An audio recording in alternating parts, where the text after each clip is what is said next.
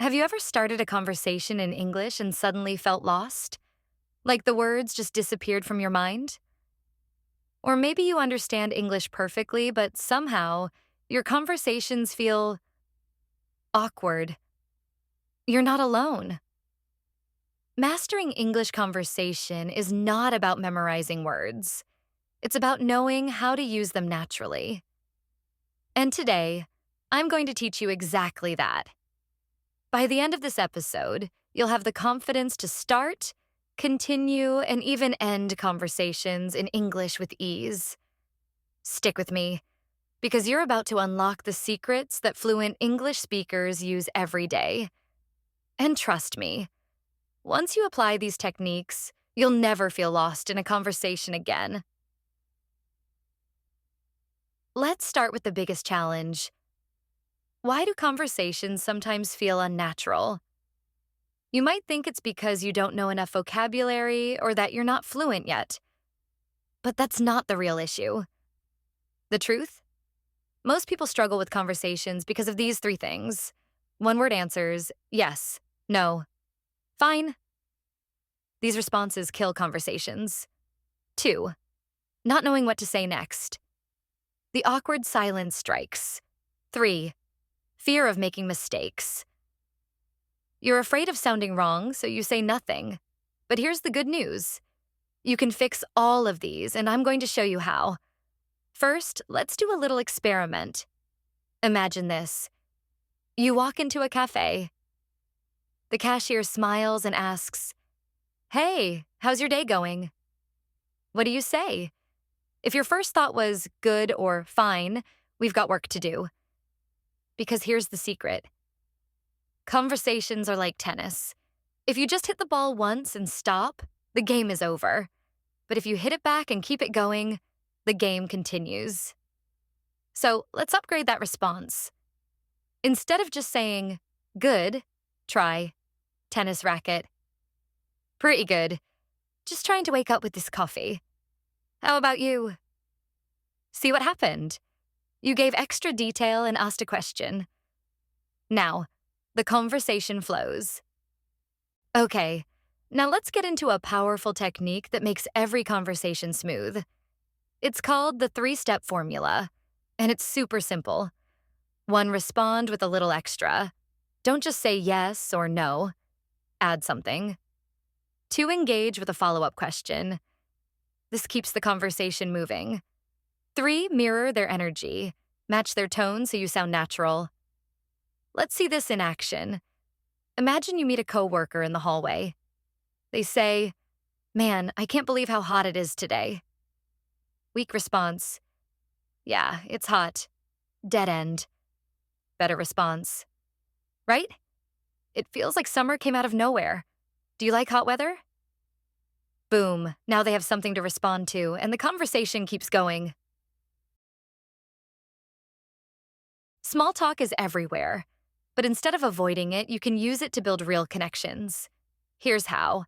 Instead of just saying, "Hello," add a tiny detail. "Hey, long day at work?" "Morning, that's a cool jacket. Where'd you get it?" Instead of just answering questions, add your own twist. "Yeah, I'm good. Just finished a great book. Have you read anything interesting lately?" Now, let's practice. I'll say a common small talk phrase and you respond out loud. "Hey, how's your day going?" "Wow, this weather is crazy." The more you practice, the easier it gets. Native English speakers use casual, natural phrases that make conversations flow.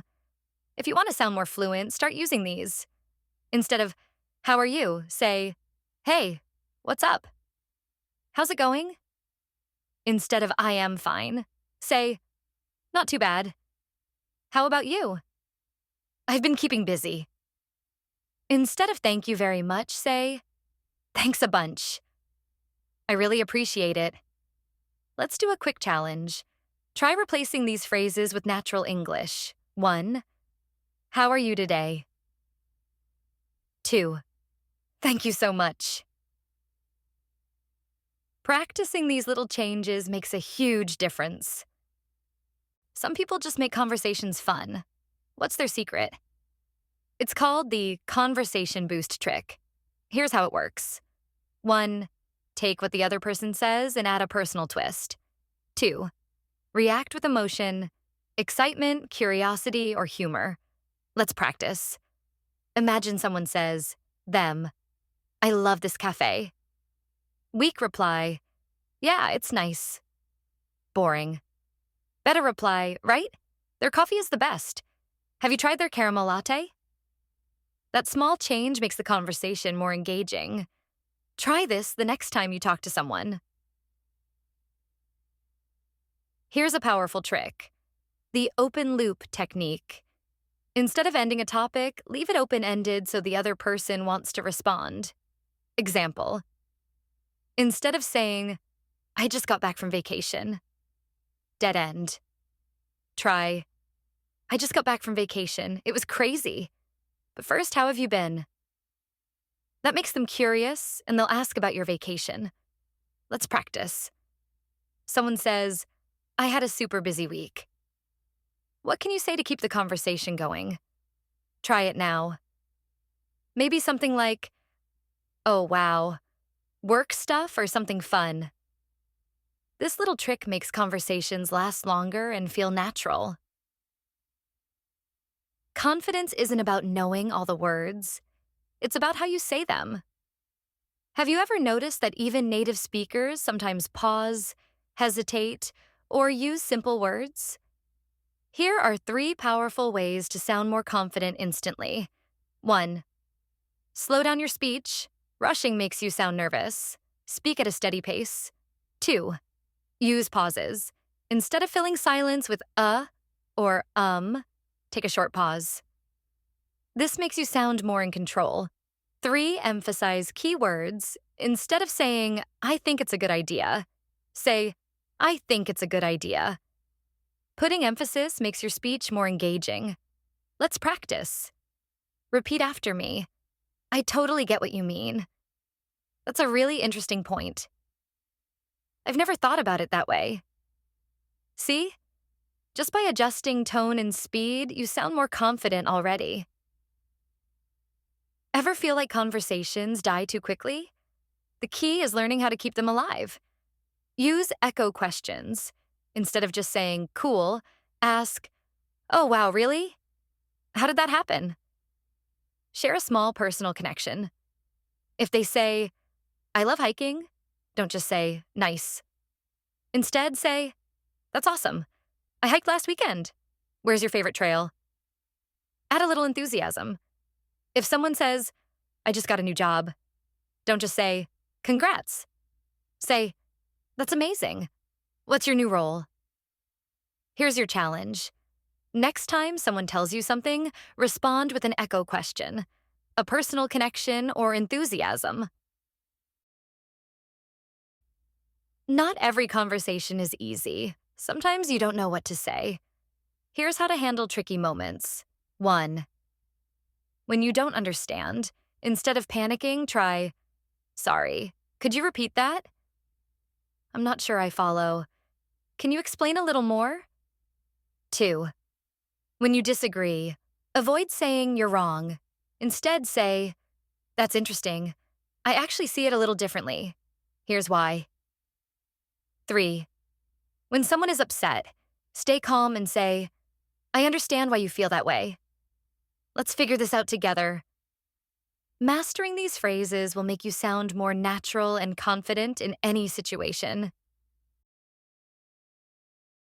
People love stories. If you want to make conversations more engaging, use storytelling. Use the what, why, how structure. What happened? I had the craziest experience last week. Why was it interesting? I was walking home when suddenly, how did it end? And you won't believe what happened next. Let's practice.